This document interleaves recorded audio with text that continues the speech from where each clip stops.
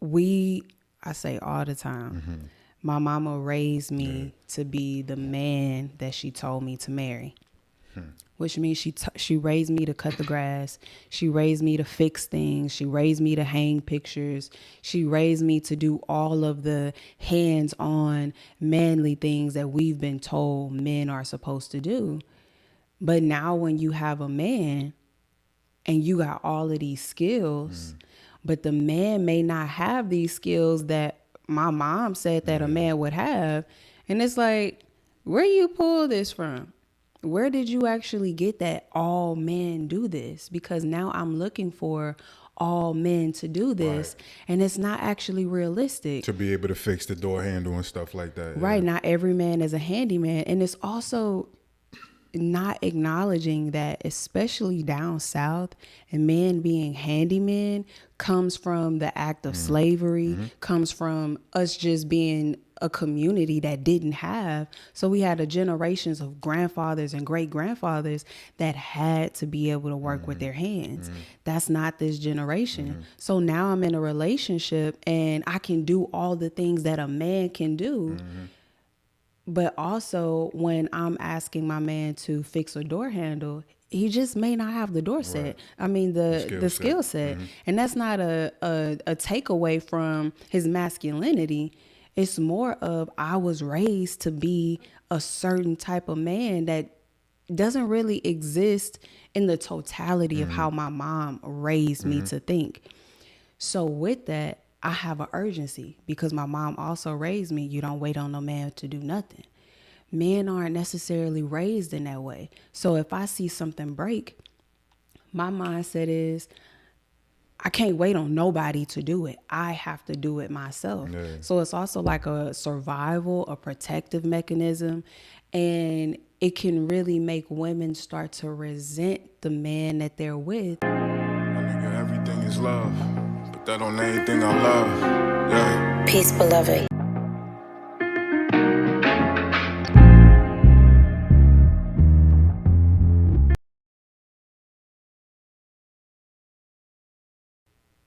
Now we are recording. Let me get my little handy dandy thing out. Yeah, handy dandy. Yeah. Oh, and that's also like when I drink. That's like the little bubbles. Okay. I've just always wondered. So I'm glad we got that squared away. You don't hear it when I'm drinking you? All right. Welcome to another episode of That's how you come back to the pod, boy. That's how you come back to the pod. Welcome back to another episode of God Is Me Again. My name is Candyss Love. Y'all better know what's up by now. It's your boy, Brickcitibuddha. I know it's been a minute. And we got a new little setup. We got a new setup. We've been out here running these global streets on tours, all type of stuff, but we had to get back to the people, so we're glad to be back. Yeah, y'all wasn't playing. Y'all was like, hey, where's the next episode? What y'all got going on? We're going to do our best to maintain consistency a lot better. But, you know. No, we're not. We're going to do what God tell us to do. We're going to show up when it's time to show up. And when we don't, y'all will be all right. Go to your other favorite podcast. But we back now on these podcast streets. So if you don't already notice, it's a different energy these days. That's a fact. We're not playing with y'all. I can't curse right now. We ain't it's not even 5 y'all. minutes in. Not y'all. Everybody else. The others. It's up for them too. It's up for them too? Yeah, everybody could get it. Okay. All right. But with that being said, we are back. And yeah, we got a beautiful topic today. We ain't going to hold y'all. We know y'all got things to do. Today, wifey came up with the topic. And you did make a good point. Like, comment, and subscribe. We always forget to say that. Please, just comment, right now. Like the video. Subscribe. Comment even if you ain't finished the video. Yeah, hype the video. Tell your friends. Tell your bald-headed auntie. Right? That's giving you all that bad advice and keeping you. Tell her you need to watch God Is Me Again. Do all the things. Comment, all that. Right? Yep. But wifey did make a comment while we was revisiting our new approach. Every time we come back, we come with a new approach. And it wasn't our intention. But when you said it, I was able to see the merit in it. That a lot of our topics, based on the fact that we talk about what's going on in our lives and how to make it broad for other people to be able to get something from. A lot of topics were leaning towards what will come up as far as women. And we want to do more of our due diligence to keep the conversation balanced. And I'm often challenged, especially in this iteration of my social media. I feel like but I challenge women a lot. I get a lot of pushback and a lot of resistance for it, but I feel like not many men are healthily holding that square. But I also understand how important it is to challenge the men, and I do that too. But one, is so many women that watch our content that's usually the audience that we need to communicate to. And then two, men often won't show up when we talk about things that we could be better at. But in this day and age, we got to just hold both sides of the conversation equally. So we're going to do a better job of that going forward and making sure we challenge both sides equanimously. Yeah. So today's topic is about weaponized incompetence. And I heard this word. Hold on. I got a title too. Okay. So that was the healthy title. My title, and you said it, but my title was, I ain't your mama. I'm not here to be your mama. I'm not going to be no grown man mama. Weaponized incompetence. Yeah. And so weaponized incompetence can be considered what I have the skill to do versus what I don't have the skill to do. So if I know how to do something and then manipulate you by making you think I don't know how to do it, so you'll do it for me. And what I've learned over the last few years is how we naturally will use weaponized incompetence in a sinister way to be manipulative, but also in an unconscious way. And I think that weaponized incompetence is really starting to hinder relationships because it's causing pressure on men, women, whoever's involved. It's causing pressure for people to do more than they have the capacity to do, either because another person doesn't know how, they don't have the skill, or they're weaponizing the fact that they don't know how to, so you'll do it for them. So it could be an aspect to where they intentionally don't try to learn, so they don't have to do it. Or it could be a situation where they genuinely just don't know how to do it, and they're so lackadaisical in it because you come in like the hero and you fix it and you do it for them. And so we're going to get into how this plays a part in the relationship, how it plays a part in marriages, and how it starts to weigh on one of the partners more than the other. So let me ask you this though. Is it always is it always conscious, or do you feel like it's more often unconscious? And do you feel like there's a gender that may tend to do it more? I feel like with weaponized incompetence, there's room for everyone to do it. And I do think that there's some manipulation to it, to where it is conscious. I think a person knows when they have the capacity to try and they don't. I think a person knows when they have the ability to do something, but they just don't feel like it. And then there's the other person who may not, like a person may not know how to fix a sink. And they could just rest on the fact, I don't know how to fix the sink. I'll call somebody to come and do it. But when it comes to your spouse, it's like, well, I don't know how to fix the sink. Now the spouse is like, okay, well, I guess I'll do it. I have some level of knowledge, and their level of knowledge could just be YouTube University. It could just be, asking a friend how to do it. They figure it out, or they already know how to do it. And so the other person is consciously knowing, if I don't do it, they'll do it.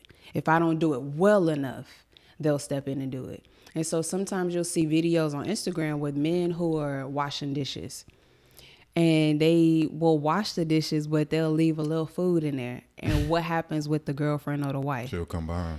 And she'll just, don't worry about it, I'll do it. But when that happens, she becomes resentful. She becomes angry because you know how to wash dishes, but there's a part of you that may not want to wash the dishes. So you're not doing it to the best of your ability, or you are not washing the dishes to the best of your ability because you know she's going to come behind you and do it for you.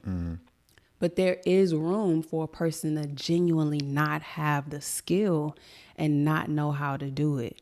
And so this plays deeper into whether it's conscious or unconscious or sinister or not sinister. It also plays into certain wounds that people have. And that's what I want to get into at some point. One more question. You with me? Mm-hmm. So the instance with the shower handle, what you think that was? And just to set it up, we own a house. It's always something. I'm not going to say it's always something. There have been things in the past that have gone awry in the household because I'm not trying to project no vibrations and nothing else going wrong, right? But there was, and mind you, I'm not a handyman. Like, I'm not oblivious, but that's never really been my square outside of when I was going to school for electrical engineering. The stuff that be going wrong in the house, that's not my skill set, and I know that, and my wife knows that. But there was this instance where the door handle on our shower got jiggly, and like I think a lot of men could probably attest to this, being that we're not big necessarily on feng shui, on certain things in the house that are glaring eyesores for you that we don't even pay attention to. Yeah. So I knew it was wiggly, but I just used the actual glass door. I wasn't even thinking about it until you brought it up. And when you did, we got a few different handymen that we call, and I was going back and forth with a few of them, but I had never took the next step until you brought up that it was bothering me, amongst some other things that was in the conversation, that I didn't have more urgency in the in how to get that fixed. You end up figuring out how to fix it. I came home one day, I'm like, yo, how you do this? I don't know, I just went on YouTube or something like that. Yeah. But it opened up a broader conversation. But in that moment, would you classify that as weaponized incompetence? I wouldn't classify it as weaponized incompetence simply because you didn't know how to fix the shower handle. The part of weaponized incompetence that starts to get into murky areas is because I also didn't know how to fix a shower handle. And so we're now both in the same field of, you don't know how to do it. I don't know how to do it either. But there was a documentary that Will Smith and his son did. And Will Smith was like, remember when he was traveling and he was doing all of these big things and going up mountains and he was skydiving out the Grand Canyon? And his son turned to him and his son was like, Dad, you always got one more go in you. And it's like just that next level that the average person may not want to do. Like, the average person doesn't really care to jump out of an airplane, but you got one more go in you. And that always stuck with me. And so the aspect of weaponized incompetence, where now we're both on the same playing field, to where you don't know how to do it and I don't know how to do it. But there's one more thought process that I don't feel everyone may not have been raised to have that gives them that one more go. Well, I don't know how to do it, but I can figure it out. Right. And so I think some people have that and some people don't.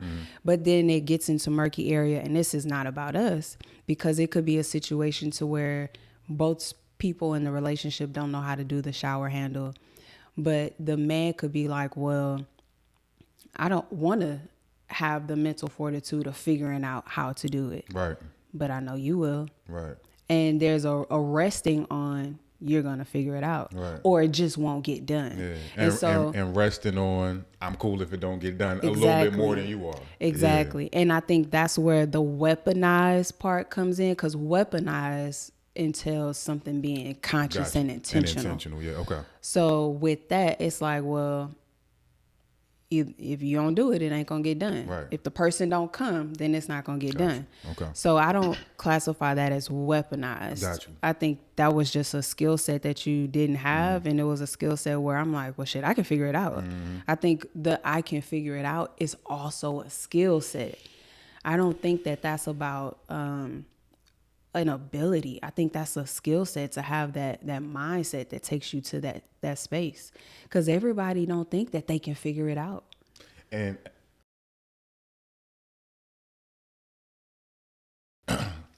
I think on the other end of it too, like, and you have that with everything. Like, what did you just call it? I can figure it out, right? Yeah. You have the I can figure it out skill set with everything. Literally coming back to this iteration of the podcast, you've been figuring out this whole new setup for not just the pod, but we got the reactions now. By the way, if y'all don't know, we have a Take They Mics reaction series where we react to what is going on out here in these relationship, social media, podcast streets. But 7 straight days, you was locked in the dungeon, figuring it out. And by day 3, I always ask her at a certain point, "You having fun?" Because sometimes she do. I'm like, "You having fun?" No, right? But I ain't no B. That's what she'll always respond with. So she has that unction, I guess you would call it. I have it specific to certain things, but I think what makes it a broader conversation is, excuse me, a lot of men's output in life and relationships and family is very physical. And we are expected to do so much by family, relationships, and society that we're kind of low-key always looking for ways to be able to save energy. You know what I'm saying? Yeah. And we may not even always speak about it. We may not even be fully cognizant or conscious that we're calculating the ways where, okay, I can have 5 minutes of peace right here. 10 minutes, I don't got to say nothing right here. When I come in the house, a lot of times when I work with my couples, the men may be the ones out 13, 14 hours a day at work, and they come in the house, and of course, they women want to talk. And a lot of times they won't express, "Yo, I need 45 minutes. Yeah. To just recalibrate my energy reservoir." So we're always looking for ways, and a lot of these things, like in that moment with the door handle, yes, it was important to me because it was important to you. But being that it wasn't as important to me organically and naturally, and for that particular thing, it wasn't I know I could figure this out.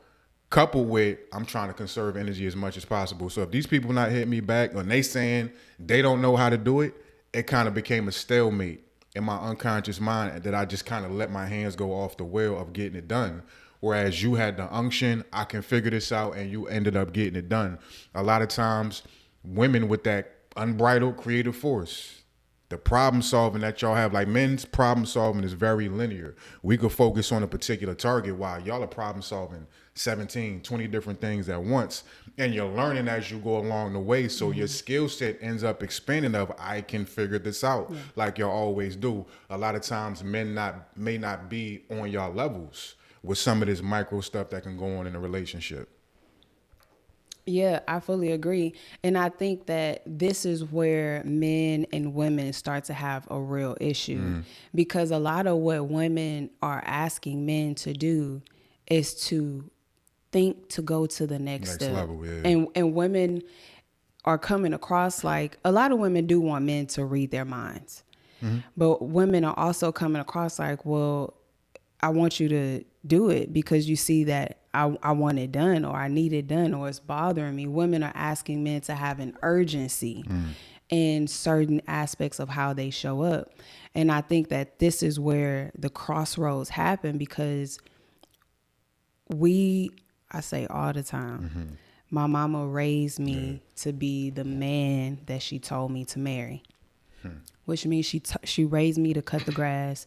She raised me to fix things. She raised me to hang pictures. She raised me to do all of the hands-on manly things that we've been told men are supposed to do. But now when you have a man and you got all of these skills, but the man may not have these skills that my mom said that a man would have. And it's like, where you pull this from? Where did you actually get that all men do this? Because now I'm looking for all men to do this, and it's not actually realistic. To be able to fix the door handle and stuff like that. Right. Yeah. Not every man is a handyman. And it's also not acknowledging that, especially down south, and men being handyman comes from the act of slavery, comes from us just being a community that didn't have. So we had generations of grandfathers and great grandfathers that had to be able to work with their hands. That's not this generation. So now I'm in a relationship and I can do all the things that a man can do. But also when I'm asking my man to fix a door handle, he just may not have the door set. I mean, the skill set. And that's not a takeaway from his masculinity. It's more of I was raised to be a certain type of man that doesn't really exist in the totality of how my mom raised me to think. So with that, I have an urgency because my mom also raised me. You don't wait on no man to do nothing. Men aren't necessarily raised in that way. So if I see something break, my mindset is I can't wait on nobody to do it. I have to do it myself. Yeah. So it's also like a survival, a protective mechanism. And it can really make women start to resent the man that they're with, not because their man isn't showing up for them in the way that they need them to, but because we've been programmed that men are supposed to do everything. And that's not realistic for anybody. But women have been put in a situation to where they have been trained to do everything. So it's weird when you are now trying to sit back and be feminine and soft and have this regal essence about you, but also you're in doer mode. And there's a part of you that has to be in doer mode because your spouse genuinely just doesn't know how to do the things that you've been trained to do. So we are comparing men and women, but we aren't comparing the childhood and how they were actually raised, how they were trained and how they were programmed. And we see that women have been raised to be nurturers, caretakers, providers, and protectors.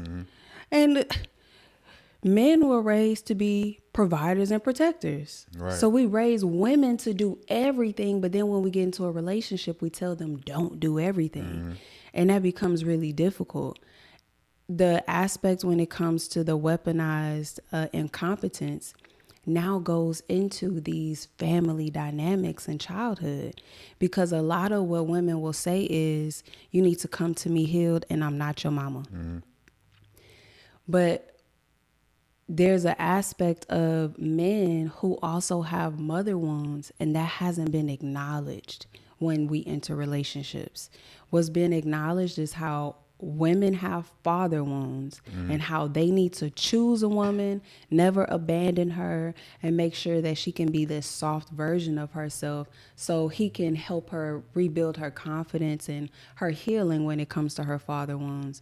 We don't acknowledge how some of the, not all, but some of the weaponized incompetence from men is not because they are just being sinister and manipulative. There is a portion of people and men who do that. But a large part of it is because men are waiting for their moms to do all of the work that they have always done for their child. And so when men enter the relationship, it's like, oh, you're not going to do it for me? It's not because they are simply lazy and can't do. It's also the part of them that's searching for their mom and every woman that they meet. And part of what you're talking about is just the culture difference. And you did mention the word culture. Like, even before I go to the parental and the maternal aspect, part of my culture was also living in Jersey. Everybody's in apartments unless you got a family and stuff like that. So with the apartments, something go wrong, you put the order in. And living where the places I've lived, you're going to wait about 3-4 weeks for them to get around to you. So it was annoying to a certain degree, but then after a while, you were in apartments for the past 10 years, just like, all right, this is what it is. It's going to be a while before this gets fixed. And even though that's not sinister on my part, but it's also not sinister on your part, where it's like, yo, this is bothering me, right? It's just a clash of culture that we often don't factor in. And I'm going to hold you to task on something you said. You said the men are raised to be men, the women are raised to be men, which I'm with you on. When we get in relationships with each other, the women are still expected to be the men outside the household, unless you're talking about these women saying, pay all my bills. 73% of American couples, regardless of skin tone or color, is going 50-50, right? Yeah. So we can have all those conversations till we blue in the face because they go viral. We get it. 73% is doing this 50-50 thing.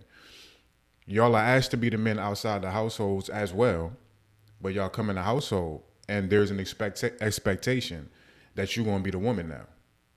And a lot of situations and couples that I work with, men aren't really willing to be hybrids. We are going to protect, provide, and procreate. I'm not doing none of that. We got, who was it? Nelly, right? I ain't changing my child's diapers. I think somebody else chimed in too. Waka Flocka, I think, may have said the same thing. I know another celebrity ended up saying the same thing. But I'm not even going to change my own child's diapers. I don't do that. right? So there is this standard and this culture of us both being raised to being masculine energy, but part of that energy reservoir depletion that y'all often experience is because when you come in a household, now you got to be a hybrid.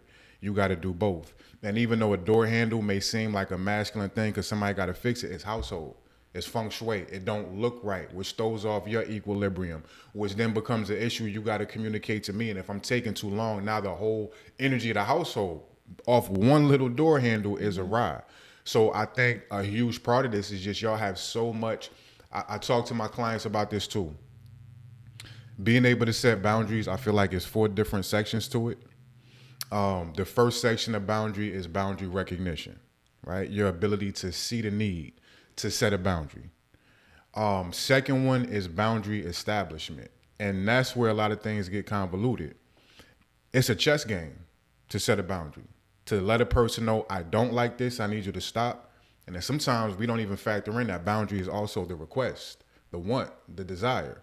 So with that chess game of being able to get that point across, which is normally going to be uncomfortable if you're telling your partner, hey, you're not doing something I need, right? Part of the chess game is 3 different things. You got tact. Tact being your tonality and relaying the message, right? Not just the tone of your voice, tone of your facial expression, tone of your energy, your emotions, the environment you set the boundary in, all that's tone. You got timing of when you deliver the message. You got verbiage, and you often speak about holy language, knowing the proper combination of words to be able to have that message not get caught up in their defense mechanism, but actually land in their heart. They may not agree with the message, but at least they can hold it and understand where you're coming from. All that's tact. Second one is bravery, right? And a lot of men struggle with the bravery piece. We'll probably get to that in a little bit. The third one is the energy. I don't mean spiritual energy. I mean, do you have the energy in your reservoir to be able to have this conversation, right? I know I need to tell this man about this door handle, but if it may not be a dox, he may not be as good as receiving some of these messages. If I say this door handle thing, there's going to be an argument for the next 6 to 7 days. I got school, I got kids to take care of, I got to go to, I just don't even got the energy for it at this point. And I feel like a lot of what comes down to where women struggle at is y'all juggling all these worlds. Y'all literally just don't have the energy to bypass the man saying, oh, she'll get to it. So it increases the resentment, and it almost makes us out to be a monster in some ways because you got the surface level of, baby, you could have got that done, coupled with, I'm exhausted. You know what I'm saying? Mm-hmm. Yeah, I do. And I think a lot of it also is the urgency. So if a woman is doing the hybrid, mm-hmm. and then when she mentions to her man, hey, can you do this? Because there's so much that, and it's not to take away from all that men do as well, mm-hmm. but there's so much that women do, especially if they have kids as well and they're working. So when there is an opportunity to ask your spouse to take some of the load off and help you with something, or something that they already see needs to be done, yeah, and there's no urgency. Mm-hmm. And you'll see these posts on Instagram where women are asked their spouse, like, can you clean this, or can you fold the clothes, mm-hmm. or can you make the bed? And they'll come back like 2 hours mm-hmm. later or the next day, and it's still not done. And then the woman will now be cleaning the room, and she'll have an attitude when mm-hmm. she's doing it. Mm-hmm. He's like, well, I was going to do it. But she's like, it was something that needed to be done then, like not just allowing it to linger or stay, or you see something needs to be picked up or fixed or changed. They're asking for a level of urgency to do those things. And I think because women are already, like you said, extrapolating and in go mode, mm-hmm. where they're already scanning for what needs to be done, what needs to be taken care of. Because if you think about even before bed, I have a whole checklist, which is actually random or wild, because I have more of a routine at nighttime than I do during the day. Because at nighttime, I'm thinking, okay, what does my cat need? What does my dog need? Have they eaten? Do they have fresh water? Have I cleaned the kitty litter? All the things that I have to do so they can get out of my hair and I can go have my own personal free time in my bedroom downstairs. Yeah. So there's calculations of all that needs to be done throughout the day. And I think that lack of urgency also extends the resentment. Yeah, and I think on the other end too, men have to learn how to make these things matter to us because we genuinely don't give a fuck in I a lot think of these that's it. cases. Yeah. And I learned how to make it matter to me because it mattered to you, and I understand this is super minute in my logical linear mind. But if I don't honor these things, now we talking dissension in the household, which is an issue that I need to matter about. So it transcends door handle. Is this gonna make wifey feel away? Even though I don't care about, I could have lived the rest of my life in this house with that door handle how it was.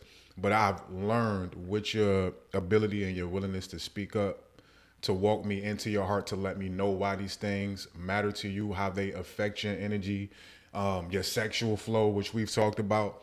You've taught me how to allow these things to matter. A lot of times women will just get frustrated and not realize this is our opportunity for leadership, for y'all to guide us into your heart so we can see, oh, this is how this connects and this is why this, okay, now it matters to me too. You know what I'm saying? Yeah. And it boils down to, and a lot of women don't want to do this because they have the notion of come to me healed or I'm not your I'm mom. not your mama. And the bottom line is when you are in a relationship with a person, you will have to teach them how to love you properly. You will have to teach them how to show up for you. You will have to teach them why things matter. And this is not an aspect of the relationship where everybody's going to be the perfect mind reader. That's just not realistic. So at tonight's conversation, I used language and I said reparenting. And I said in every relationship, especially when you're in a healthy relationship, that man is going to reparent your inner child, that little girl within you, and the woman is going to reparent the little boy and the man that she's with. And they had a really hard time with receiving that, but I also didn't flesh it out. And there's this video that shows a man and a woman in a boat, and they are literally taking turns of just morphing into a little girl, back into an adult, to a little boy, back into the adult. And when I morph into a little girl, you don't say, dang, you acting like a little kid. You come and nurture what the little girl in me needs, because that helps me evolve as a woman.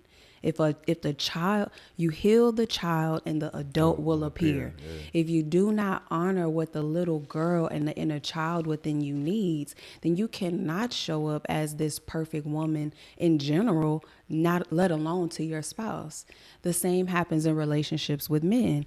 I nurture the little boy in you. I love to see when he comes out. I love to see him smiling, riding on the carts when we go to Whole Foods. There's an aspect to your little boy that needs nurturing, just the same way my little girl needs nurturing. I received abandonment when I was little, and you weren't mothered as deeply as you would have liked. And so that's caused a mother wound. My job with someone that I love is to nurture you in whatever capacity. And I think women get this mixed up when they think me nurturing your inner child and reparenting your inner child means that I'm doing your work for you. That is not what that means. And I think when people are afraid of that, like, you need to come to me healed or I'm not going to be your mama, I think what that exposes is their lack of boundaries with themselves and how they show up in their relationships. They don't have the capacity to know how far they're willing to go. Yeah. And with that, they end up mothering a man and then resenting him, as opposed to making him conscious of the things that he doesn't see, that he has a mother wound, and I will love you through that. But your healing is your own work to do. That's a very specific space that women have to get into. And so this next portion. Can I say something to that real absolutely. quick? And as you were saying that, I was also factoring in that it's like performance both ways. Men initially are performing for y'all attention, and then the attention can grow into y'all interest to consider us somebody you could be with. On y'all end, y'all, once that point comes and you realize, oh, this is a man worth his salt that I could see a life with or a future with, then it's your job to earn our heart.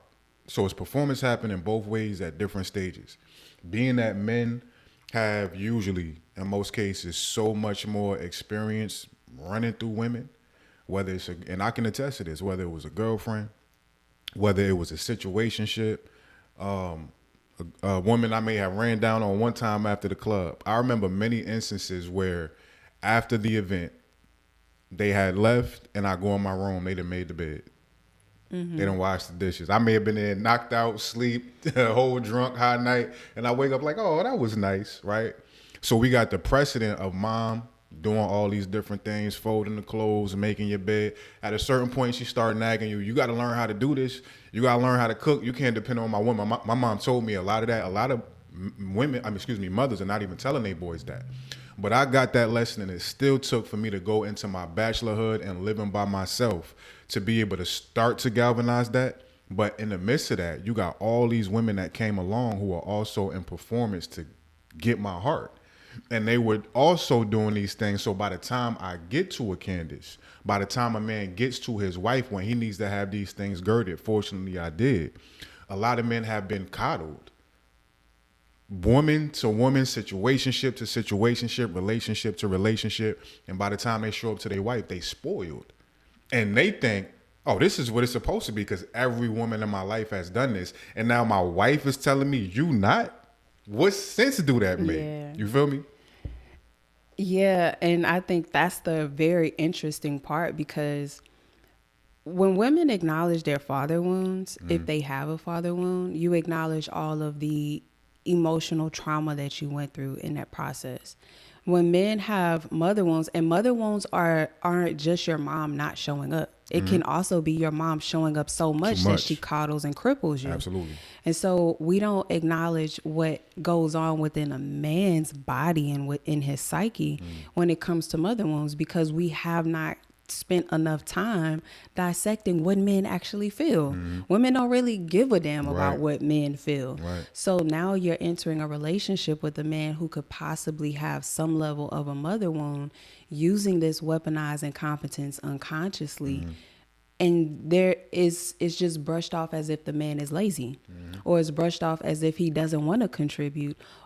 What we haven't really paid attention to a lot of times, they either haven't been taught or they have been spoiled.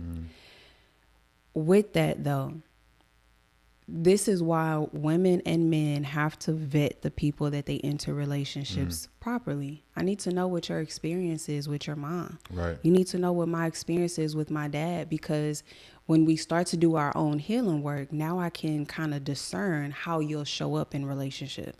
I can ask the proper questions to where I know what you need from me, and I can actually come up with a solution of what I'm willing to provide versus what I'm not.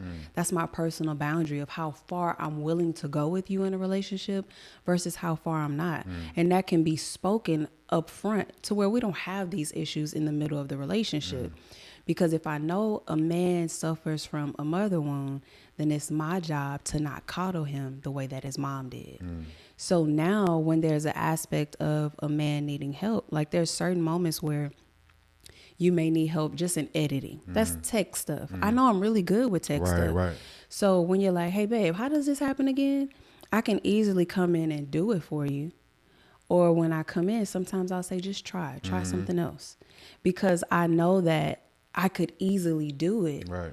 But that's when I start validating the weaponized incompetence. I start now unconsciously playing the mother role, just doing it for you. Or the inadvertent unconscious incompetence. Because like you said, it wasn't weaponized before, but it was some of the other side of it. Yeah. Exactly. And so if I come in and I just start doing all these things, well, I'm actually now proving I'm going to show up as your mom. I'm going to do it for you. And so sometimes women have to have that boundary to really discern, am I going to do this for them? Am I going to walk them through it? Or am I going to say, hey, I just want you to try?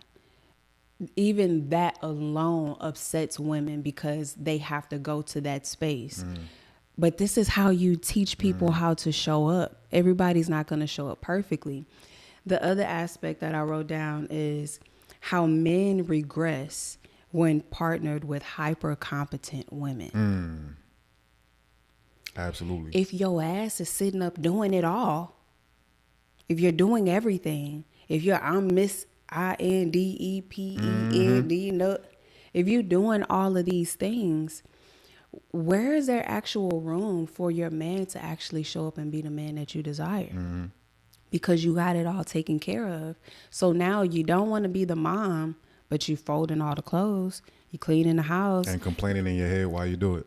Angry. Yeah. You're doing all of the things that you would want your man to do, but you are doing it, as opposed to having a conversation about what you're not willing to do, what you need help with, the chores that you need to split, and it's a non-negotiable, and explaining why. Now you're mothering him, which is validating his weaponized incompetence, whether it's conscious or unconscious. And then now you are being hyper competent of all these things, to where now all he has to do is kind of just sit back and regress. Women don't really take accountability for the part that they play in the hyper competence as well. Nah, I'm with you on that. And I think it could go two ways. So if he has a culture of a mom doing all those different things for him, establishing the foundation of being spoiled, even if it's unconscious, and then he comes along that with his journey with women, by the time he gets to a successful, independent, hyper-vigilant woman, it's like, this is what I'm used to. So it's reinforced, but then you got the other side where a lot of brothers have not experienced any stability, doing anything for them from their mother or from their father. And if they make their way to that same type of woman, it's like, what? I can get used to this. This night, I ain't never experienced this before. So I think it's a lot of times, like you said, it's a matter of discussion. And I think we tend to look at, I guess, these gender roles and the effort that needs to be given in a relationship. We look at it as like tennis. You got your side of the court. You stay over there. I got my side of the court. When more so, it needs to be like Tetris. Based on that person's culture, their skill sets, what they are hyper-vigilant at. It's like you putting these square pegs with the lines and the squigglies, and that paints the picture, because we do got our particular things that, according to gender traditions, we honor. You ain't touching no garbages. I don't like doing laundry. And I did laundry my whole bachelor career. You was like, what's some of the things you don't want to have to do in the house? I remember you specifically asked me that. Yeah. I'm like, baby, I don't like doing laundry, right? I got you. I have not had to touch the laundry since that day, and vice versa. But then there are those things that we both need to be hybrids on, and I need to understand. I come in here 5 times a day when you in this type of bag getting stuff together. It's like, baby, you need help? What can I do? Right? Yeah. And I know sometimes if you tried to include me in those moments, it's more work to have to show me what to do to be able to help you. So to a certain degree, I feel helpless in being able to help. But I'm asking, you need something from the store? You want something to eat? You need a massage? And some of those things that the world would say are feminine duties, on those days or weeks when you locked into a book or trying to figure out the mechanics of the technology, I'm making sure you ain't got to vacuum. I'm making sure you ain't got to wash your dish. I'm making sure the feng shui of the house that you would normally keep in order, that's how I'm keeping my end of the bargain and playing my Tetris. And a lot of men in that spoiled nature, we are so rigid in our approach to what our provision is supposed to look like. To even think about doing some of those things that I just jumped right into in my Tetris, it's like, nah, I ain't doing that. That's feminine stuff. We feel like lesser men. I remember when Herbal Chemistry was on a live with me, and I handed it right back to you, when we were still doing the King Cave. And he literally said, when he said his studies behind this and all that, when men do traditionally feminine considered tasks, our testosterone drops. Literally, our body responds to some of these things that I've reconditioned myself to see as provision. Men got so much adversity to these things that they feel like this is taken away from my ability to show up as the man, and it may affect me in the bedroom and my perception of myself and being a leader and provider. So it's a complete contrast of what may be necessary on the man's part in accordance to where that woman is good at, and vice versa. Man, that's actually really deep, because it's not even about the gender roles, although it's been like programmed into us so much that that's all we see is the gender role. But that makes a lot of sense when you get to the aspect of it's been programmed so much that now the biology affects it. Yeah. Is starting to be affected. Like you lose testosterone. That's crazy. Yeah. And I think that these are the things that we have to take into account when we are in relationship with people, their narratives and their belief systems, because that's going to play a part in how you show up for me and how I show up for you, based on what I've been programmed to believe and how I've lived my life in the past. All of that is information that goes into now. One more thing too. Matter of fact, I keep it on this screen. One more thing. disdain. I remember talking to you about disdain a few years ago, and that was an emotion I was trying to work on. Mm-hmm. And for those who may not be familiar with the word, usually we'll hear disdain and we'll think annoyance and stuff like that. It's part of it. But when you break down the etymology of disdain, you got dis meaning lack or absence of, and then you have dain, the Latin root word dignus, which translates to worth. So the lack or absence of worth of a particular experience. A lot of men, when we go over the primary emotions and I ask them what's prevalent, once they understand what disdain is, they like, yo, I feel disdain all the time. And it'd be for the littlest things. And we get so entitled and spoiled and we don't think about some of these things we saying in this conversation, being that you are the laundry person, right? Oh, the laundry not done 3 times a week? They're not even factoring in, bro. She just was on that computer trying to figure this out for the past 7 days straight, right? But you don't even check into why do you feel disdain right now? Is it because of your rigid beliefs that you can't give grace and understanding in the fact she's doing a whole nother aspect of what's needed in this relationship that's going to pay dividends and provide for us financially? All you could think about is she says she's going to do the laundry. Mm-hmm. It's been a week. I ain't got no underwear. My little wife beaters is baggy and yellow. So the disdain piece is also, and it goes both ways. There may have been disdain that you didn't even attach to me on the door handle, but disdain that just exists because the door handle's still shaky. That disdain piece is something that comes up and we'll say, you know, I'm angry or I resent the person and all this, but a lot of it starts with these micro expressions that pile up throughout the course of a day. When people cohabitate and they're in a relationship, they don't realize how much disdain is rocking the boat. Yeah, and shit, not even just pile up in the day. It's almost piling up in the whole relationship Facts. itself. Over little stuff. And that's what happens when these things in relationships, these issues in relationships, no matter how big, no matter how small, when they go unrecognized and unhandled with intention, Mm-hmm. resentment sets in, lack of respect sets in, and then people start getting to a place where we're not having sex. Mm-hmm. Well, a woman is not going to be attracted to somebody that she sees as a child. Hold on. I gotta say this. Because as you're saying that, I'm thinking about a particular, I've had multiple, but it was one in particular. I just had a brother. I was working with them as a couple.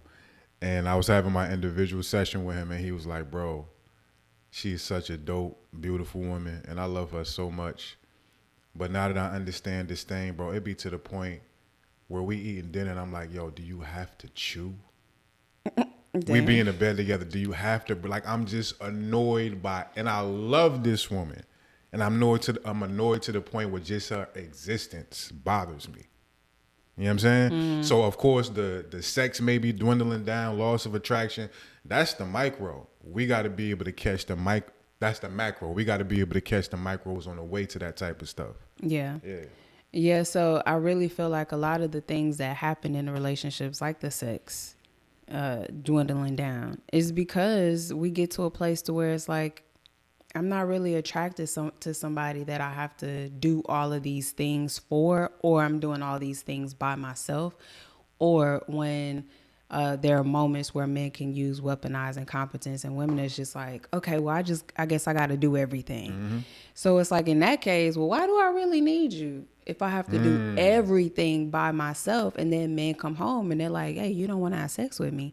And the woman's like, yeah, because I'm exhausted. Mm-hmm. You don't really take into account all the things that the woman had to do just to get in the bed at night. And now she's being required or requested to have sex. Another to-do list, another task, another thing that's added on her belt where there's no validation for all she did throughout the day. There's no acknowledgement for all she did throughout the day. There's no acknowledgement for the things that she did that she asked you to do. But that person took their time and there was no urgency. So the woman had to do all of those things. So it's I think it's causing women to feel so much pressure. And then it goes into the aspect of a lot of men kind of take pride in the fact that they don't set their own appointments for their doctor's appointments. Right. Mm-hmm. You know, there's aspects of like when it comes to their kids, maybe how much what their kids will need to go back to school, what their kids may need as far as clothes, what their kids may need in regards to anything. It's like women just keeping these tallies and these notes of all the things that need to be done. And I think that adds into their pressure of what happens in a You know, it would be relationship. dope. And I remember us talking about this concept of invisible effort in households, where you may do a particular thing that your spouse or your partner wasn't there to see, but it cost you points, it cost you energy, and they just never know you gave that effort. I saw a video where this black couple, and she said there's like a penalty bank. And every time the dude didn't honor one of the things he said he would do, Yeah. she don't get mad. That's $15. Yeah. That's $40, and it worked out for them because he was like, "Look, sometimes I don't be feeling like this. So if I just got to pay you if I forget, cool." It was a cute little video. I think it should go beyond that. I think we got to make our effort visible, especially with women, because men are conditioned to invalidate y'all chores, y'all work, the things that y'all got to get done. You know, women that's in the household taking care of the babies, the man don't think that that job is as important or as difficult as what he got to do at work until he got to do it. You know what I'm saying?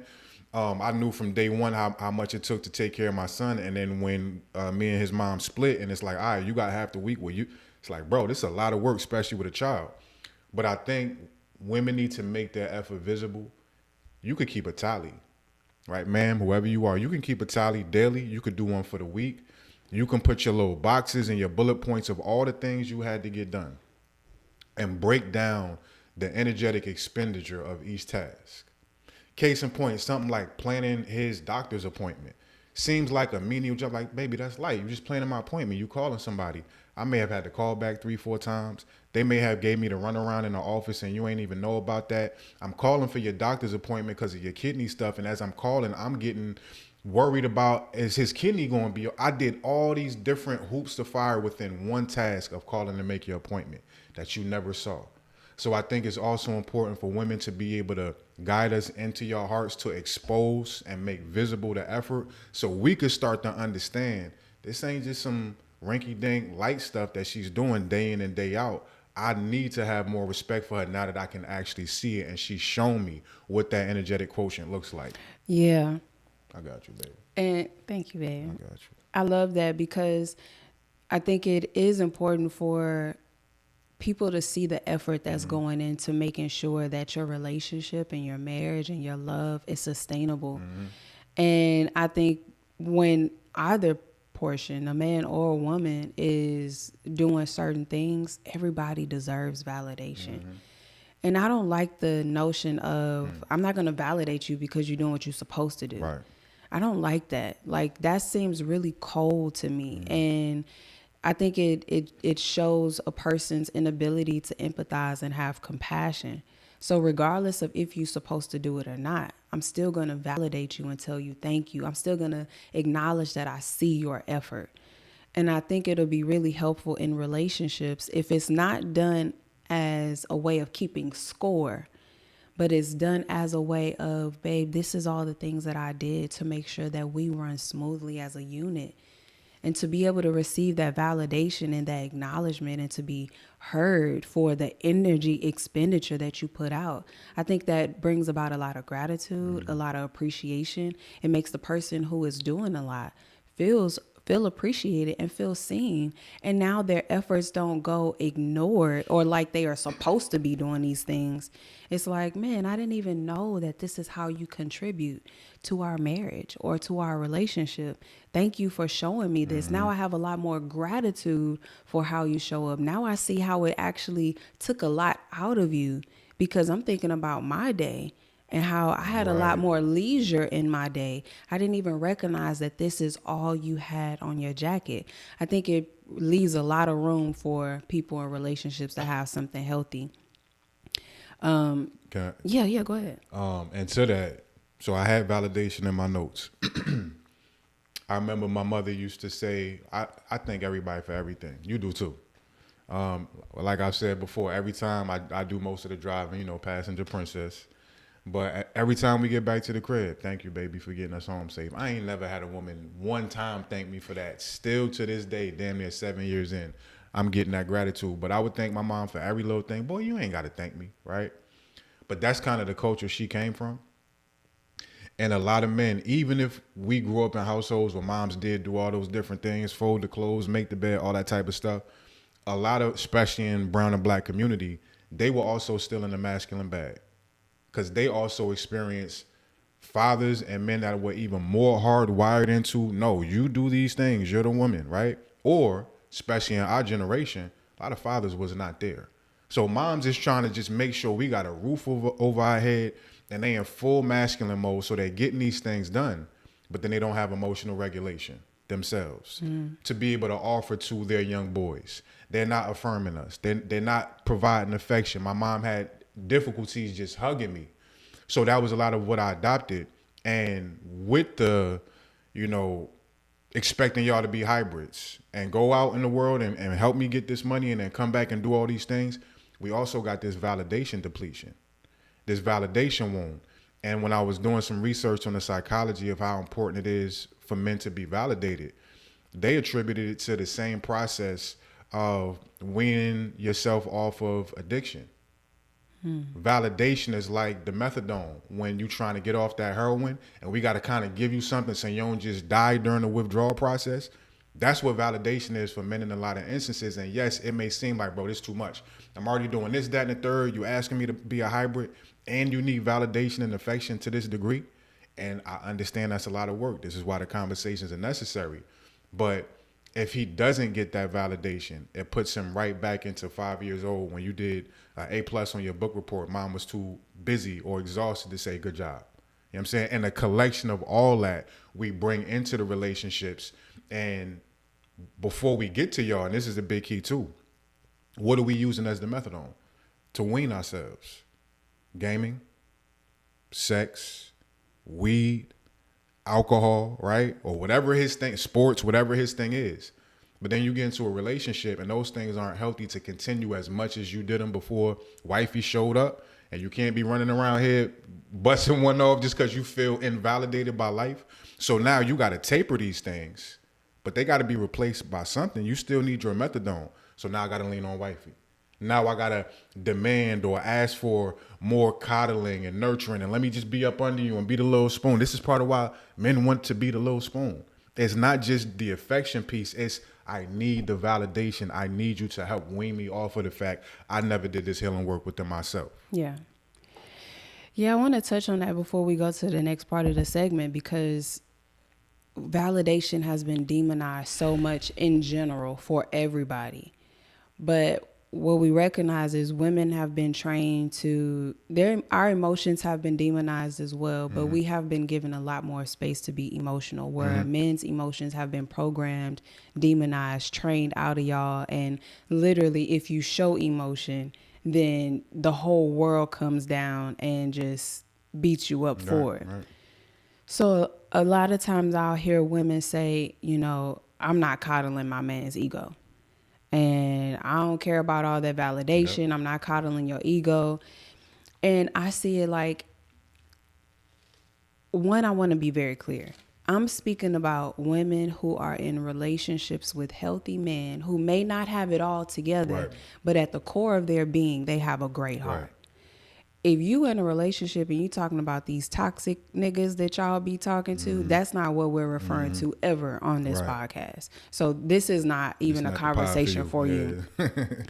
So when it comes to a woman saying, I'm not gonna boost his ego, I'm not gonna validate him in that way, I think it's really sad, because we're already acknowledging if a person has to show up extremely egotistical in the first place, it's because they're operating from a wound. It's because there's deep insecurity there. And so what we don't also recognize is, although our men are strong and big and protectors and providers, they're little boys. Exactly. They're really little boys that's just looking for somebody to love them, to see them, and to acknowledge them. If I say that I love you, then it's my job to validate you. If I say that I love you and there's a moment where I can boost your ego, you think I'm going to waste a second in doing that? I'm going to hype you up like it's nothing. I want you to feel like the best, biggest, strongest, smartest nigga walking. You know what I'm saying? And I don't have any issue with doing that. No issue with doing that whatsoever. It doesn't take anything from me. It gives me everything to make sure that you feel like the best version of yourself. And I think it's really unfortunate that men have to work overtime to receive validation from their women. Whereas if you want a man to show up, not just for you, but in life as his best self, then it's your job to pour into him the same way that you will want him to pour into you. It's your job to uplift the parts of him where he may not have the most confidence. Women will say all the time, like, you fishing for compliments. Well, that means that he's void and being seen. See him, compliment him, find a reason to compliment him, create a scenario. I wouldn't give a damn if you were lying. Yeah. Because if you see that there's a deficiency, there's a void in the person that you love, and you have everything within your capacity to just offer that to them with words alone, I don't see that anything wrong with doing that. I see a lot wrong with the person that has the capacity to give it and willfully withholds it. Two things to that. I just recently put up a post about there needs to be times in a relationship with a family where the woman, the mother, puts the husband before the children. I put it up last week, still on every platform, Threads, Instagram, and Facebook. I'm still getting eviscerated, right? And they were literally saying, in what instance would I ever need to put a grown man before my children? When y'all have y'all U-time? Dates? Vacations when the kids can't come? Sex? Kids ain't in the room. I hope not, right? He comes in the house after 15 hours. He gets the big plate of food, the big piece of chicken like Chris Rock used to talk about. I wasn't indicating or never expressed all the time. There should be times in a relationship. He probably don't even need many. But just that thought triggers so much vitriol in women where they couldn't even fathom a time where the dance of, it's going to be some days, Marty first, you first, I'm first, and vice versa. We all doing that dance. 90% of the women that commented couldn't even fathom that happening, right? So that's in accordance with what you was just saying. But then also we got to keep men accountable too. We got to hold the brothers to task. If we are suffering from and working through validation issues and affection deficits and affirmation deprivation, we got to understand that's also our work. And yes, I may need you to help me with some of that, but I got to have parameters in place that I got to also think about, not just wait for you to come up with. Discuss those parameters, what works for you. We done came up with ours. My little 1 time a week is all I really need of devotion and affection, like we talked about, where you rub my little peasy head. I'm good with that. And then on the other end, women also need to motivate and inspire a man who may just be stuck in, I don't feel validated, so I need all this extra all the time. Not just set the parameter, but baby, you got to do what's necessary to heal. You got to figure out why you need so much, because I can give you 30%. I can't give you that whole 100% clip with everything else I got going. So I need to set the boundary. If we are going to continue, therapy got to happen. Church got to happen, the mosque, whatever your thing is, you also got to do your due diligence to figure this out, to help take some of this off my plate, because I can't do everything that you've needed for the last 40 years that you just showed up like here. You know what I'm saying? Yeah, I agree. And there's actually a quote that says, I didn't come here to heal you. I came to love you, and love will heal you. Fire. And then there's another quote that says, don't commit to me, commit to evolving. I'll meet you there. Fire. And all of those quotes show that the person that's saying it has a personal boundary. That means I'm going to love you, and I'm going to show up for you, and I'm going to hold space for you, but I am not willing to do your work for you. So that means when I have the capacity, when I see that there's a deficiency in you or a void in you, and I know that there's certain things that I can do, or maybe just not even doing. Sometimes it's not about doing something for somebody or teaching somebody. Sometimes it's just your presence and how you show up. Space, yeah. Sometimes it's just what you say. Sometimes it's just a higher or healthier perspective that you invite them into. And so I want to get into this next part where we speak about leadership. Because leadership isn't just waiting for a man to lead you. Leadership is also making sure that you hold boundaries and what you're willing to allow versus what you're not. That's also leadership because it's still guiding the boat. Like, I'm not going to do your work for you as a grown man. Right. I'm going to show up for you, but my boundary is showing you can't even get certain access to our love and our relationship unless you do your own personal work.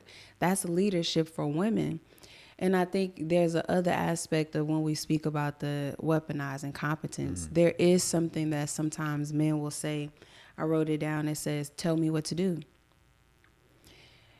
And there's a lot of room to break this down because tell me what to do coming from a man is him outsourcing his leadership. It's like, well, I'll do it, but you tell me how to do it. You tell me what to do. And the woman is like, well, damn, I might as well just do it myself. Yeah, or what you want me to do. Or what you want me to do. Yeah. And the woman's like, I might as well do it myself. And so when it comes to leadership, this also has to be a conversation before the relationship begins on what real leadership looks like for you. Because if you have not gotten together and really come up with the definition of what leadership looks like and feels like to both of y'all, then it's just going to be the blind leading the blind and the wounded leading the wounded. And there is a real opportunity for that leadership conversation to happen so women don't continue giving more of themselves than they have the capacity to. Because if you haven't outlined what real leadership looks like, the woman is going to keep leading. There's a part of us that's just naturally controlling. There's a part of us that knows what we want, how we want it. Which has always... Y'all are natural leaders. Exactly. That's why it's always been like, women are natural leaders, but there is an aspect to where we want men to know how to lead us. And then there's the disdain because women don't want to teach men how to lead them. But there's room to acknowledge that I may not really fully like or feel comfortable with your innate idea of what leadership looks like. There's room for that to be a conversation. There's room for us to discuss what we like versus what we don't like, what we need versus what we don't need. And I think if women just stay on that component of, no, just lead, well, they're going to always critique what the leadership looks like. No doubt. So while it can be outsourcing to be like, tell me what to do or how do I do it, that can be outsourcing leadership. So we do have to look for that. And I guess hone that back in and acknowledge that that doesn't make a woman feel led, but also holding the women accountable to really have the conversation and the discussion about what type of leadership do you need and what does that look like for you. And when a man has the template of what real leadership looks like for you and what real leadership looks like for him, then you can trust that he can take the reins and y'all don't never have to have that conversation again. And he never has to use weaponizing competence and say, well, what you want me to do or how do I do it? And once he has that template, he can begin to work his way to mastery of it to where y'all ain't even gonna have a conversation on it. You ain't gotta ask no questions. There's been certain things in our marriage and our cohabitation that we struggle with for a time. We continue to communicate. You continue to let me know. And it's to the point you ain't gotta ever bring it up. I'm good for the rest of my life on that particular thing. I think another part of that leadership conversation on men's side, we got to be better at recognizing y'all as leaders just in different ways and in certain ways superior leaders to us. Vice versa. Women, of course, y'all understand and want us to be in positions of leadership, but figuring out what our leadership style is and what does work and may not work for you. But I think a big blockage to the leadership conversation with men, and I think this is probably more, I guess, toxic than the man that's going to cheat on you. More damaging than the man that's infidelitous. And I hear it all the time. The men who have not done the healing work to circumvent the space in their heart that says, I'm not worthy of her. I don't deserve her. I don't deserve love to this degree. When a good woman does show up in our life, a lot of us will not know we haven't done the work to feel worthy of that love. but we'll hitch our wagon to that woman because we've never experienced that level of love. And then we need Uber's amounts of validation. So case in point, the validation may not even be verbal. Every time you folded the clothes, that was validation that I was worthy of it, even though I feel like I'm not, right? Every time you plan my appointment or anything you do, it's the lifeblood of me being able to stay in homeostasis without having done my healing work. It keeps me in that incubator spot where I never have to fully really face myself, because you here and you doing all these things and you giving me this fuel of validation. I can never ascend into my leadership for myself. These men will often have blocked or congested solar plexus chakras. Solar plexus chakra having a lot to do with self-worth, self-confidence, stick-to-itiveness, the ability to bring thought into thing. And as a result, a lot of these men will be stifled in their careers and their finances. They won't exhibit expansion creatively to be able to build businesses and live the life that they want. But you came along in my life and you had whatever wound in you as a woman that said, oh, I need to fix. This is a project. This is an experiment I get to do. But before you know it, you feel invalidated because you giving all this effort and he hasn't worked through that blockage of him feeling like I deserve this to be able to ascend into the full potential of his leadership as well. Yeah, I like that. And I think women have to do a great job at not reinforcing the things in their men that they don't want to exist. Exactly. So if you don't want him to use weaponized incompetence against you, whether it's consciously or unconsciously, then you cannot continue doing the thing that you actually don't want to do. You have to start using your words and expressing that you don't like doing this or you need help in certain areas, as opposed to just acquiescing and doing it yourself and becoming resentful. Yeah. There's a something that I wrote down, and it's just like why some men use it. And I know we spoke on what? Weaponized incompetence. Okay. I know we spoke about the mother issue, but there's a other aspect of avoidance of responsibility, fear of criticism, learned behavior from childhood, cultural conditioning, what is a woman's work. And then there's a control tactic of exhausting her so she'll stop asking. So the aspect of kind of just waiting it out. Yeah. And because you know that she'll end up doing it anyway. But the part that stood out to me was also the criticism. That was the second one, right? Yeah, that's the what criticism. stood out to me. Because when I remember when we first started doing our podcast, and you would ask questions about the editing stuff. And I remember there were a few times where I would get frustrated. And it wasn't overt either. No, it was just frustration. Yeah. And I think there was a moment where, damn, am I about to cry? I didn't mean to cry. There was a moment where I saw your little boy come out. I know what you're talking about too. And I saw that he genuinely just did not know how to do it. And that juxtaposed with my frustration with the person who just is innocently asking. And even though it may have been moments where I've shown you a few times, this is tech stuff. And tech stuff, you can unplug it and plug it back in and the shit'll be completely different. But I saw my frustration in juxtaposed with the purity of you just not knowing how. And I felt so bad. I felt so bad because I recognized that there was a fear in asking me how to do it. How long you probably sat there trying to figure out how to do it so you didn't have to call me and ask me, because I know you've asked me before. And then also the feeling incompetent of not being able to do it. And I can just come in and press a button and it's back to how it was.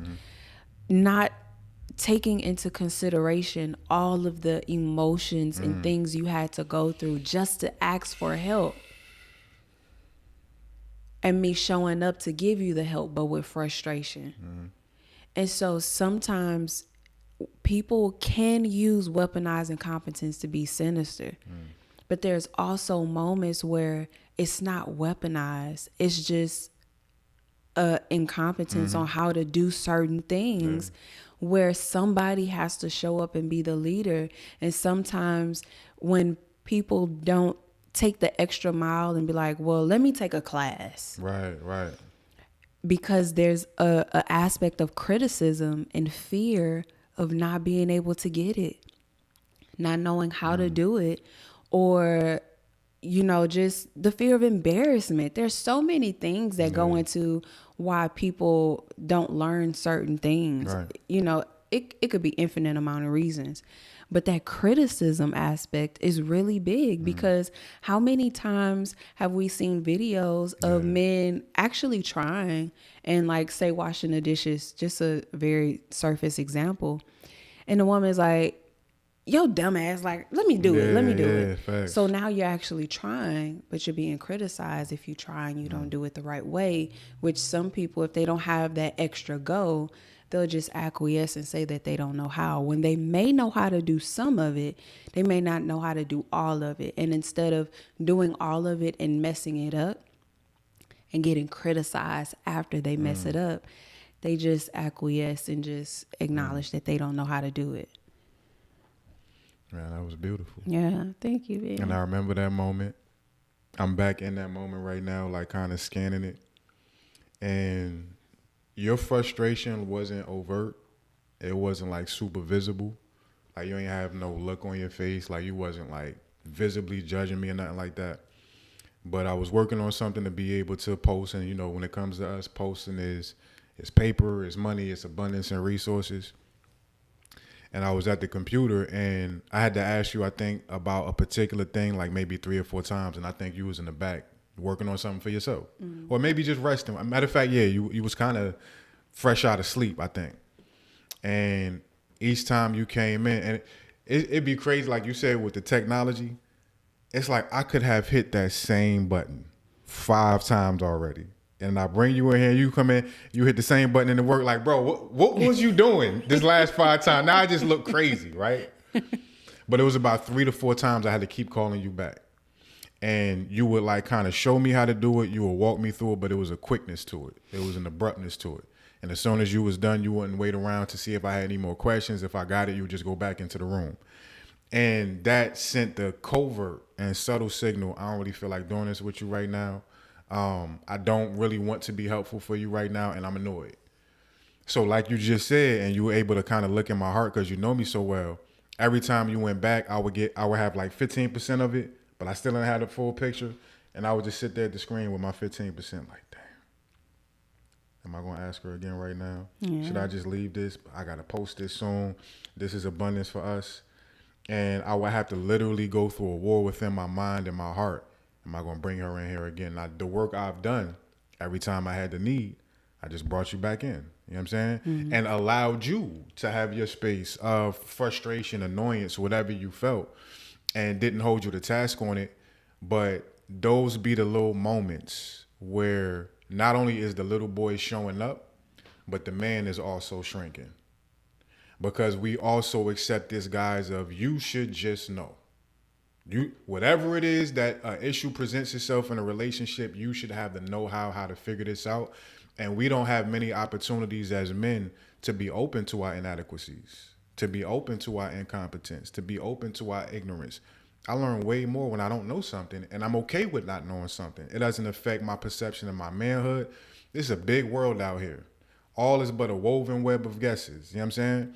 So the more you learn, the more you realize I'm never going to be able to learn all this. A lot of men's lack of self-worth, coupled with the arrogance and hubris and ego, will not allow us to say, I don't know, I don't got it, or whatever it may be, which keeps us in a cycle of I could have sat right there and just swallowed that and never learned how to do it, and had to have more of those moments because my ego was blocking me from every time you went back and I knew you was frustrated. Babe, can you come back 4 times? Making me feel crazy. I don't want to upset you, but every time I had already done the work to that point, babe, I still need this. You know what I'm saying? Mm-hmm. A lot of men get stuck and frozen in these micro expressions of these simple ass moments that turn into us needing more validation on the back end in other ways. Right. And see, that's important to acknowledge, because what I wrote down is how women accidentally reinforce weaponized incompetence. Redoing tasks without communicating. Right. So what did you just say? I would come in, help you, I would do it, and I would leave. Right. That's redoing the Right. task. Okay. And then criticizing as opposed to delegating clearly. So it's like, instead of me giving clear instructions, or a woman giving clear instructions on how to do a thing, which is delegating, it's more of just criticizing your inability to do something.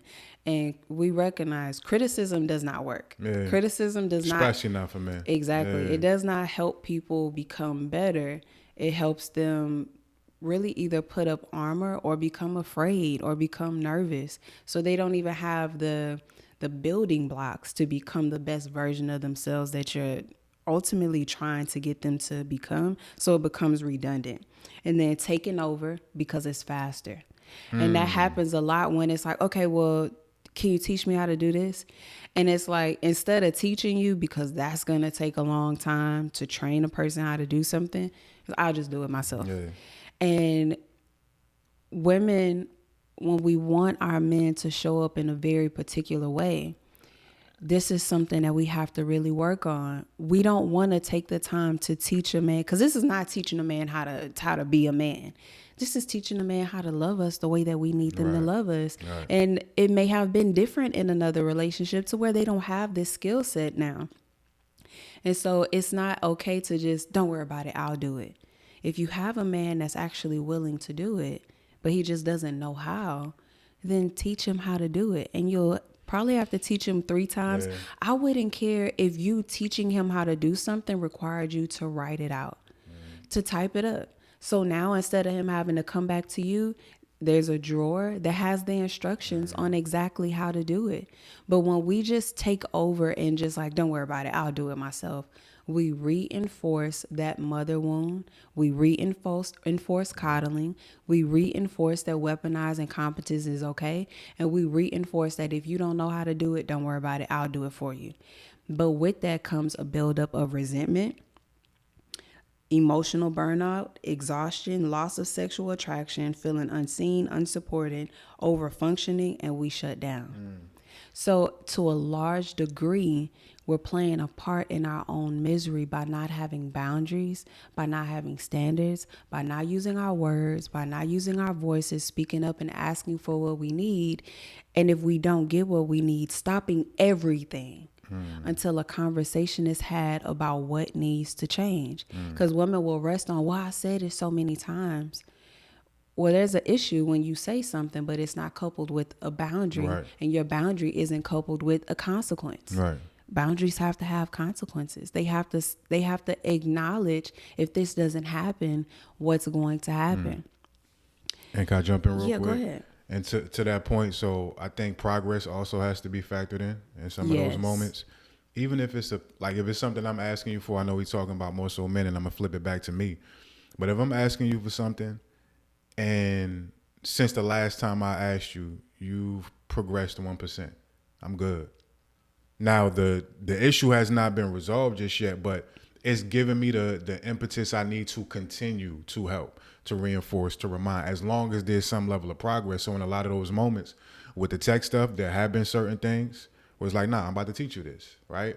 And even in the teaching, there's been certain things where there's a lot of information. What am I doing? I'm getting the phone out, recording you. I'm taking my notes, or you're writing down notes. You're going a step beyond being critical. And that's the other piece. As you were saying all that about the criticism, we are in criticism fatigue as men. By the time we are adults and in relationships, head of households, think about how we've been raised. A lot of times we are very much so criticized by and yelled at and being abrasive from our mothers and fathers if they was around, right? And then we go into our version of young society, and as we build those blocks of the person we're going to become, what are we doing outside of school? Sports. You ever heard a nice coach that's coaching boys? They at us. You know what I'm saying? Just how the verbiage of that space happens is extremely abrasively critical and a lot of times disrespectful in ways that go beyond sports. But we're taught this is how we're supposed to receive direction. Don't factor in military. Don't factor in a police officer in some way, shape, or form. And then we take that on. And then how we talk to ourselves is very critical. We watch battle rap. And you'll literally say, like, it don't even be an actual battle. It'll just be, you know, two dudes going back and forth in the hood, just talk. And you're like, yo, how do y'all talk to each other like that? Mm-hmm. A woman would have had to pop off already. And it's just so natural to us. We can go to the brink of disrespect. And this is just regular communication and language for us. So by the time we get to a connection with a real woman, even though your critique may be valid, it may not even be that much, but you may not be factoring in the 20, 30, 40 years of criticism he's already been wearing on his shoulders. And your little critique could be the one that breaks him. And then when y'all critique us, it hit different than any other coach, man, opponent that ever came at us. Y'all know y'all can cut us. So I think that got to be factored in too. Yeah, I definitely agree because there's been many times where I've asked you to do certain things and you've had to teach me how to be patient with progress where obviously we forget because you've had to be patient with me when it comes to progress. Certain things you'll ask me to do and I'll forget or I'll remember, but it may not be as consistent in my remembering. It may not be as consistent in your remembering. So there's room to understand if you just start randomly setting this boundary overnight.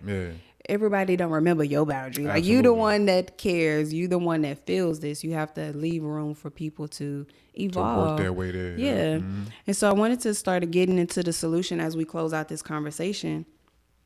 And so I know a lot of women are like, we're on tonight's conversation. So a large part of what they're asking us is how do they get the man that they've been in a relationship the longest with to act the way that they want them to act, to do the things that they need them to do, to show up in a equanimous type of way. And so I would say the first thing is acknowledging the areas that you need help or acknowledging the things that you need your man to show up in with more of an urgency or a presence. Every single time. Every single time. And I've gotten to this space to where, and you say it, if I feel something, I say something. And I got into a place to where if I feel something and it crosses my mind twice, it's time for the conversation to happen, no matter how uncomfortable, no matter how the person may respond. If I'm uncomfortable, we both about to be uncomfortable because it's us sharing what's happening in our union. So there's an aspect of expressing it. And there may be a moment where you have to teach a person how to love you properly or how to show up for you properly. And then there's another aspect of then stepping back and seeing what they'll do. This is not a test, though. I don't like that shit. I don't like when women or men be like, you know, I just did that to test you. I don't like that. I don't like that at all. I think there's a moment to express what you need and then step back and give them room to do it. Give them room to evolve in loving you. Give them room to evolve in learning how to show up for you. This is a learned experience. This is a practice. Just because you tell a person this is how you like to be loved and that's not how they actually naturally show up, they have to practice doing that so it can become second nature. The other aspect is not helping. There may be certain things where it's like setting the doctor's appointments, keeping all of these logistical things in your mind that you know you normally show up and help your man with, not doing it and letting them know these are areas where I have overcompensated. These are areas where I have justified showing up for you in these ways where you can actually do these things yourself, where you should take the onus and do these things yourself. The other side of that is allowing the man to have the consequences of his own actions, not stepping in and being the mom. Because if you say, oh, I'm not your mama, well, quit being his mom. So that means if you see, okay, if he don't set this doctor's appointment, he has to have the consequences that may come with that. If he doesn't pay his cell phone bill because, he's doing all these other things. He may have to have the consequence of what it looks like or what it feels like to need his phone and he not have any access to it because he just relied on you doing all the things for him. There's room for you to step back and allow him to learn how to do these things by himself. The other aspect is not allowing the man to have passive dependency. If you recognize that you are overextending yourself and the man is requiring and needing certain things from you, then you have to use your words and say, this is as far as I can go. An example, when we were both sleeping upstairs in the same bed, and I recognize there may be certain times where I need like my personal space. We're entrepreneurs. Our life is much different than everyone else's. Pretty much all day we are together and we are talking. We're not the type of couple that's like one in a room, one in the other. We're together. We're watching battle rap. Like we really are spending time throughout the day. So instead of me just going along with, wanting not having any personal space, going along with the routine of how we would spend all day together and then all night together and then go to sleep together. I had to use my words and acknowledge there's actually something different that I need. So I would like to sleep downstairs sometimes. As part of my body that's changing to where I need certain space to where I'm not overheating. There's an aspect of women that do not vocalize their needs, and that's where that study comes in that shows that women are 4 times more likely to die because they do not express themselves and their needs authentically in their relationships. They become passive. They do for their spouse. They do for everybody. They don't have any internal boundaries. They don't have boundaries with other people, which allow people to just use women, but it allows women to allow themselves to be used. If we have those boundaries, if we start using our words, not only does our health get better, not only does our energy get better, how we show up and love our men gets better, but also we get to now have the energy to teach y'all how to love us properly and how to show up for us the best way. And in response to that, I think this is a good place to close out. I believe this woman's name is the Goddess Principles Net. My bad if I butchered that. But I was just reading an article based on this conversation we was about to have. And she talked about how maturity is often inverse across gender lines.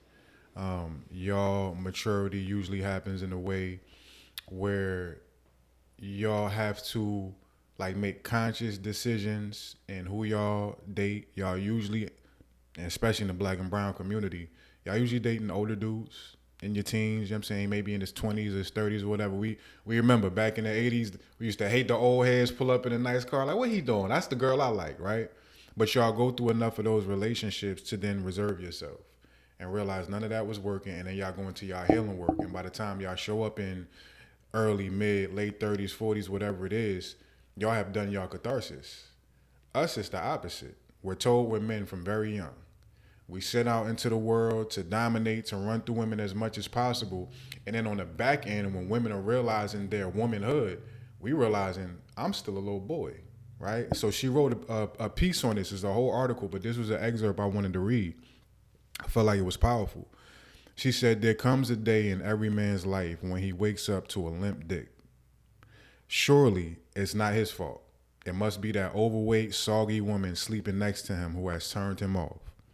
Undeterred by this condition, he makes his way to the potty only to think, hey, maybe that day he had heard about has actually arrived. He looks in the mirror in horror as he notices that his hairline is receding past the point where he can confidently drop a pair of panties with a smile. There it is. His manhood is now laying in the sink. That outer sign of male desirability, his sexiness, his looks, is receding past the point of return. And his waistline is starting to resemble Santa Claus, that adorable grandpa whose belly jiggles like jelly every time he laughs. You're now looking at a man who is dating to find validation. He isn't looking to relate to another human being.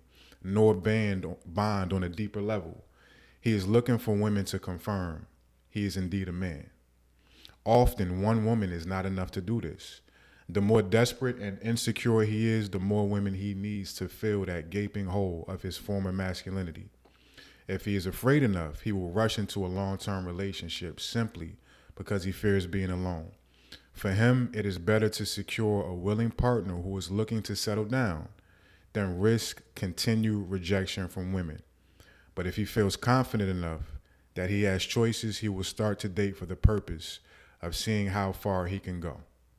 And I think this is an encapsulation of the conversation, because a lot of this has to do with men waking up one day and realizing, usually based on validation being pulled away from us, or not being able to ascend to a woman's request, we realize, bro, I never grew up. I'm this big burly man. I got a nice job. I make $150K a year. I do good in the bedroom. But I never grew up in the ways that a real woman, is going to actually need me to show up. And that shit is scary. That shit will rock a man's world in ways that a lot of us never actually recover from. It leads to us losing our woman, losing our family, losing our children, losing our confidence. And this is where that whole midlife crisis thing kicks in for a man, that a lot of us go to our graves wrestling through and with. So hopefully y'all have been able to gather something from this conversation. My brothers, all this was said in love. My sisters, y'all know the vibes. All this was said in love. Did you have anything else? Nah. Yeah, I think that's a great place to end. Yeah, so please, y'all, we back on these podcast streets. Subscribe, hit the notification button, hit the bell, comment, like, share this post on social media platforms, and make sure y'all don't only rock with us on God Is Me Again podcast, which will be the long form conversation.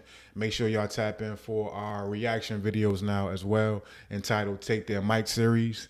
We also got our retreat coming up. We got our May 28th to 31st retreat in LaGrange, Texas, about an hour and 40 minutes outside of Houston. We still got some open spaces left for that.